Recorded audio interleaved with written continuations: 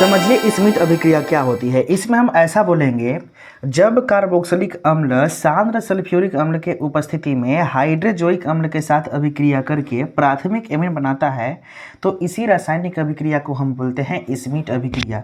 अगर ध्यान से देखा जाए तो कार्बोक्सिलिक अम्ल का क्रियात्मक समूह होता है COOH और ये एल्किल समूह से जुड़ा हुआ है, तो इसका अर्थ ये हुआ कि ये कार्बोक्सिलिक अम्ल है। जब इसे हम हाइड्रोजोइक अम्ल जिसका सूत्र होता है N3H के साथ अभिक्रिया कराते हैं किसकी उपस्थिति में, तो सांद्र सल्फ्यूरिक अम्ल के उपस्थिति में, तो आपको प्राप्त होता है प्राथमिक एमीन। यानी प्राथमिक एमीन कहने का अर्थ है कि NH2 एक साइड किनारे में जुड़ जाएगा और किसके, एल्किल ग्रुप के, तो R के साथ में यहाँ से NH2 जुड़ जाएगा और साथ ही साथ नाइट्रोजन गैस निकलेगा और कार्बन डाइऑक्साइड गैस उत्पाद के रूप में। ध्यान से अगर देखा जाए तो समीकरण संतुलित है, एक R यहाँ है तो एक R यहाँ भी है। अब यहाँ पे अगर C की बात करें तो यहाँ पे एक C है और यहाँ एक C है। यहाँ पे ऑक्सीजन 2 ठो है, यहाँ भी 2 ठो है। अगर बात करें यहाँ पे नाइट्रोजन को तो यहाँ पे 3 ठो है। यहाँ पे देख लो, एक यहाँ पे और 2 यहाँ पे, 3 ठो है। और यहाँ पे हाइड्रोजन देख लो, एक और एक कितना है, 2, तो यहाँ भी कितना है, 2। इसका मतलब ये हुआ कि रासायनिक समीकरण संतुलित हो चुका है ना। तो जब भी आपसे पूछता है एग्जाम में कि स्मिथ अभिक्रिया क्या है, तो सबसे पहले आपको ये लिखना पड़ेगा कि जब कार्बोक्सिलिक अम्ल सांद्र सल्फ्यूरिक अम्ल के उपस्थिति में हाइड्रोजोइक अम्ल से अभिक्रिया करके प्राथमिक एमीन बनाता है तो यह अभिक्रिया ही स्मिथ अभिक्रिया कहलाता है। ठीक है। और कार्बोक्सिलिक अम्ल को हम किससे दिखाए हैं, RCOOH को, और सल्फ्यूरिक अम्ल को हम इस प्रकार से दिखाए हैं, और हाइड्रोजोइक अम्ल को N3H से।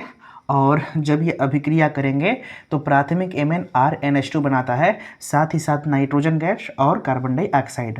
अगर ध्यान से देखा जाए तो R एल्किल समूह के यहाँ पे यौगिक जुड़ा हुआ है। जब R हम कहेंगे इसका मतलब यहाँ पे एल्किल समूह है और इसकी कुछ वैल्यू होती है। इसकी वैल्यू आप अपने हिसाब से रख सकते हैं, CH3 या C2H5 या C3H7।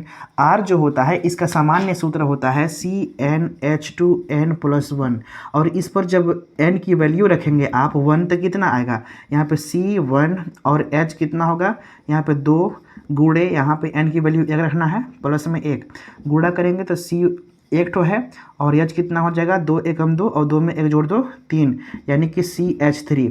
उसी प्रकार से जब 2 रखेंगे तो आपको प्राप्त हो जाएगा C2H5, 3 रखेंगे तो C3H7, फिर C4H9। इस प्रकार से आपको प्राप्त होते चले जाएंगे ना।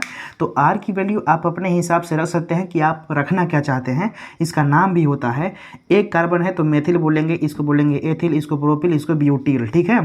तो इसी प्रकार से भी आप रख सकते हैं। तो R की वैल्यू मैं चाहूँ तो यहाँ पर लिख सकता हूँ अपने हिसाब से, एग्जाम्पल के लिए CH3। यहाँ पर जब CH3 लिखेंगे तो यहाँ पर आपको लिखना पड़ेगा COOH। ये भी एक कार्बोक्सिलिक अम्ल है, इसका एक नाम होता है क्या का। यहाँ पे 2 कार्बन की संख्या है तो 2 कार्बन की संख्या के लिए यहाँ पे एथ लगाएंगे, क्या लगाएंगे, एथ। और एथ में हमेशा जोड़ना है N, तो हो गया एथेन। और COOH जहाँ भी रहेगा यहाँ पे आपको अनुलग्न लगाना है ओइक अम्ल। क्या लगाना है, ओइक अम्ल। इसका मतलब ये है कि इसका नाम हो गया एथेनोइक अम्ल। जब ये करता है अभिक्रिया N3H यानी कि हाइड्रोजोइक अम्ल के साथ, किसे, हाइड्रोजोइक अम्ल के साथ क्या करता है, क्रिया करता है, तो उस कंडीशन में जब यहाँ पे हम सांद्र सल्फ्यूरिक अम्ल ले लेंगे और इसको हम गर्म कर देंगे तो आपको प्राप्त हो जाएगा, R की वैल्यू कितना है बाबू, हम CH3 रखे हैं तो यहाँ पे मिलेगा आपको CH3 और NH2 यानी CH3NH2 प्लस यहाँ से नाइट्रोजन गैस निकल जाएगा और साथ ही साथ कार्बन डाइऑक्साइड गैस। ठीक है।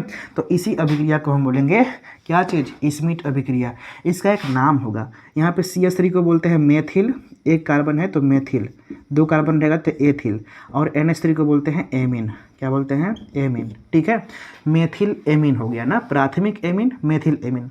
प्राथमिक का मतलब ये है कि किनारे से जुड़ा होता है NH2, तो इस प्रकार के हम जोड़ को बोलते हैं क्या चीज़, प्राथमिक एमीन बोलेंगे। प्राथमिक का मतलब है कि किनारे से जुड़ा होना चाहिए।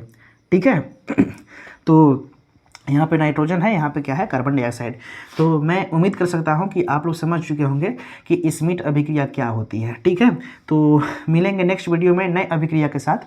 तब तक के लिए आप अपना ख्याल रखिए। Thank you so much watching for this video. लेकिन आपको बता दूँ कि आपके एग्ज़ाम में इसका आना लगभग तय है, इसलिए आपके बोर्ड एग्ज़ाम के लिए VIP वेरी इंपॉर्टेंट अभिक्रिया है। तो मिलते हैं नेक्स्ट वीडियो में, तब तक के लिए अपना ख्याल रखिए। Thank you so much watching for this video.